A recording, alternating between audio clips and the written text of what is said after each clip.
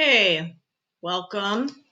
We're going to talk about scientific notation today, specifically how to convert between standard numbers and scientific notation.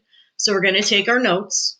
I've also included some Google Slides that I've pushed out to your Math Interactive notebook, your digital version. So if you're in class or even at home, you can take the notes in your spiral notebook and then transfer those notes to your slides by either taking pictures, or if you want to retype it in, you're welcome to do so. But let's go ahead and start. So we're going to talk about what is scientific notation. One of the things we're going to be talking a lot about this year is different ways to represent the same value. So for example, 2 quarters, 50 cents. That can be represented with the 2 quarters, or it can be represented with 5 dimes, or it can be represented with 10 nickels or 50 pennies, right? All of those things have the same value. So in math, there's different ways to write numbers and maintain their value. And scientific notation is one of those representations. And if you've watched the video that asked you, what about scientific notation, what do you think? You'll know that science notation kind of goes together. In science, we often have really large numbers or really small numbers, and we use scientific notation to help us represent them. So let's start by writing down the definition of what is scientific notation.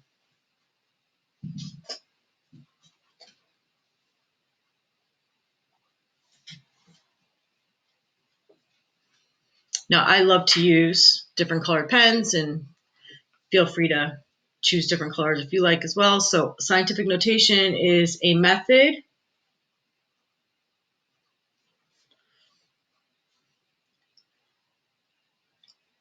of representing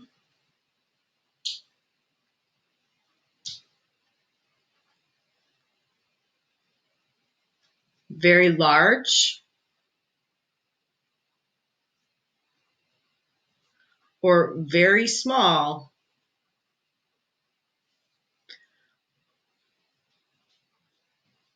numbers by using powers of 10. And our whole number system that we usually focus on is based on the number 10. And we talk about place value. That's the base 10 system. We have some notes. If you want to go ahead and review, there's a review section in your Google Classroom about base 10. So how do we represent that? Well, mathematically, we're going to call it A times 10 to the exponent of B. Now, A is known as the factor.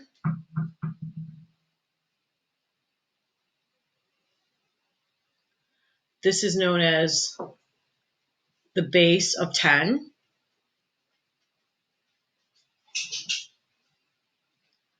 And this is the exponent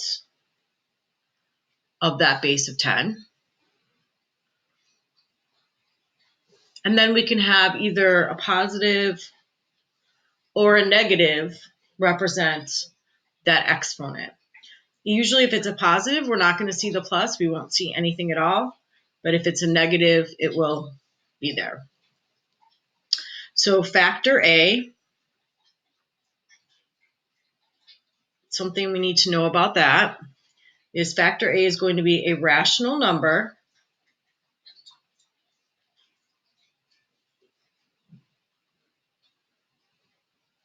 that has only one digit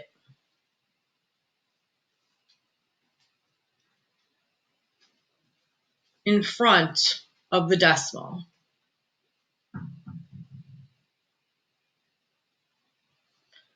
And when we talk about digit, it has to be a digit of value.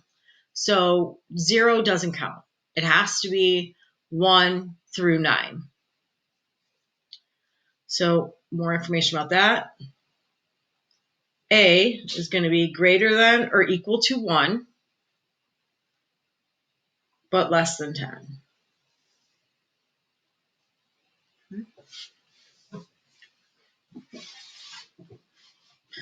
So that's one of the keys about writing or representing a number in scientific notation.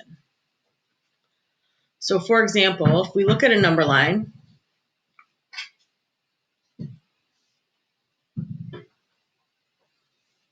okay, the number 10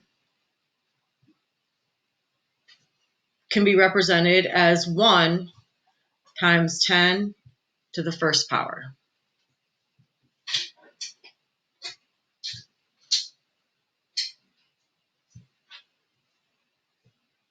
If we looked at the number 300, it can be represented as 3 times 10 to the second power.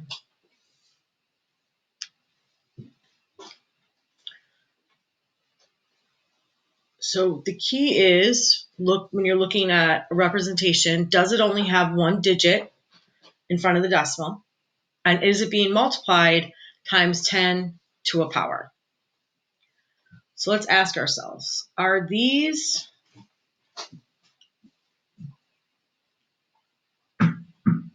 numbers written in scientific notation?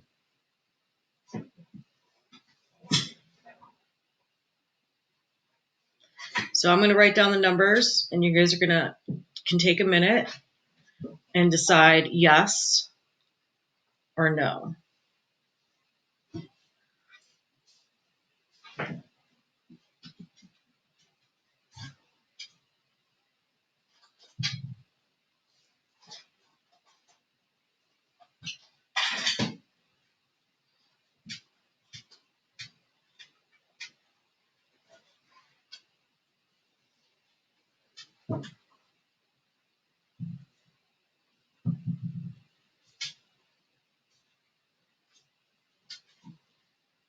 Oops.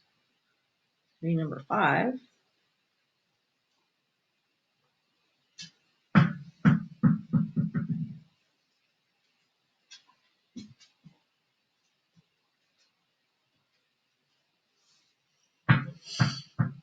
Okay, so let's take a minute and decide yes or no. So 3.12 times 10 to the 7th. Now, right now, we're really not looking at this second part as much. As long as it's 10 to a power, that part's in scientific notation. And if we look through, all of these have 10 to a power. So that satisfies the base 10 to the exponent. What we want to concentrate on is the factor A. So 3.12, does it only have one factor in front of the decimal? Yes. Is that, or one digit in front of the decimal? Yes. Is that digit between 1 and 9? Yes. So this is a yes. Number 2, 0.56. Is there a digit in front of the decimal? No. So right there, no. 91.2. Here we have 2 digits in front of the decimal. So this is a no. 7.6. 1 digit in front of the decimal. It's between or equal to 1 and equal to or less than 9. So this is a yes. 0.13. No digits in front of the decimal, so this is a no. And 83.4. 2 digits in front of the decimal, so this is also a no. Next, if we wanted to take these and put these into scientific notation, the factors that aren't meeting our current standards, what would we have to do? Well, for 91.2, I can move this decimal 1 over and make this 9.12 to satisfy it. But if I move this over 1, 9.12 and 91.2, those aren't equal numbers. They're not having the same value. So I moved over to the left 1 spot, reducing the value from the factor. So I have to increase the value of the base 10. 5.56, I have to move over one to the right, making it 5.6. So from 0.56 to 5.6, that increased in value. So I have to take one value away here. So making, instead of 8, it's going to be 7. 0.13, very similar to what we just did in number 2. We're moving the decimal over one to the right, so it becomes 1.3. And I'm going to have to take away a value here. Now, when I take away, I'm subtracting, right? Or I'm adding a negative. So if I have a -5 and a -1, it's going to become a -6. Here, I took one away, and 8 plus a -1 is why I got to be 7. And lastly, this one is very similar to what we saw in number 3. So 8.34. I have to add a value over here, and -9 plus +1 would be -8. Now, how did I come up with that +1 or that -1? Well, that's based on just how many spots I had to move that decimal over. Okay, that's how we came to that conclusion.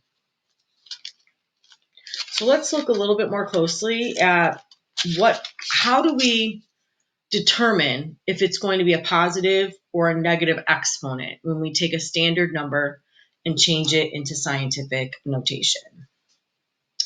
So positive numbers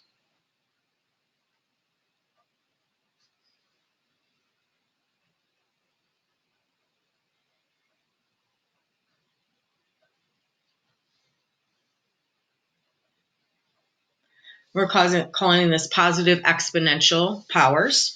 Could be positive exponents, could be just positive powers, but we got to get used to those words: exponents, exponential powers. So positive powers,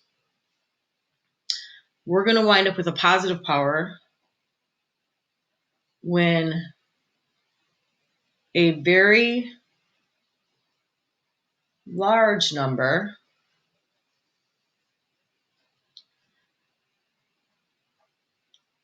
is represented using scientific notation. A good thing to keep in mind when that's occurring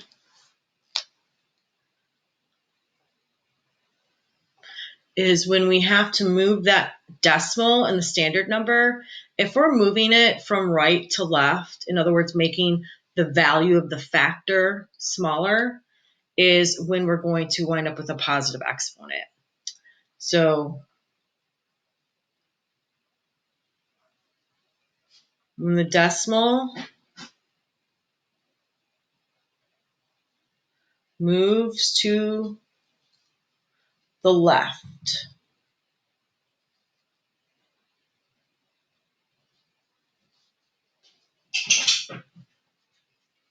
we know we're going to need a positive exponent represented with the base 10. So then the opposite of that, because everything in math has an opposite of addition, subtraction, opposite of multiplication, division. Just heard my little puppy Athena give a little bark here. So negative exponential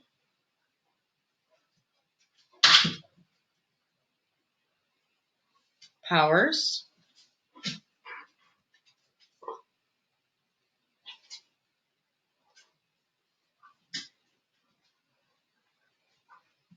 when instead of very large, it's going to be when a very small number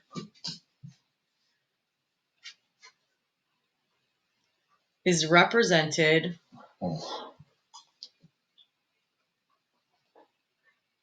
using scientific notation.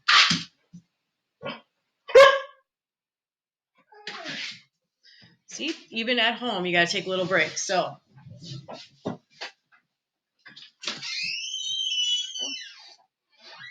no, then stop barking.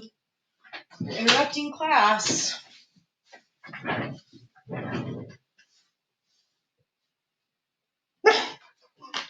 And we know this occurs then, just the opposite, when the decimal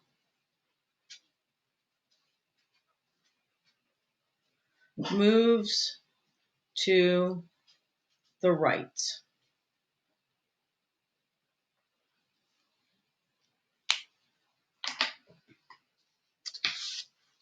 And so that's pretty straightforward. But let's go one step further and talk about the different steps that we can think in our head when we're writing or converting from standard number to scientific notation.